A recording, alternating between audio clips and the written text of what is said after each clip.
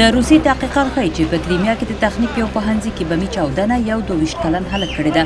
په دې پیښه کې 18 کسان وژل شوي او تر 50 ډېر ټپیان شول.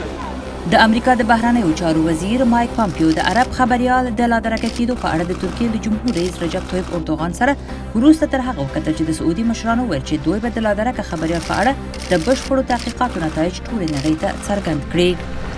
د افغانستان د هلمند په ولایت کې د ولسي جرګې او نوماند عبدالجبار قهرمان د بم په یوې چاودنه کې نن د چهارشنبې په ورځ ووژل شو.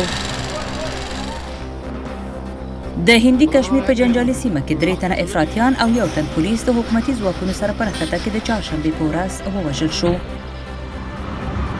او اسرائیل د فلسطینیانو په خاوره کې د غزې په تړانګه کې د فلسطینیانو لخوا د راکټي بریدونو په ځواب کې چپاوونه پیل کړل.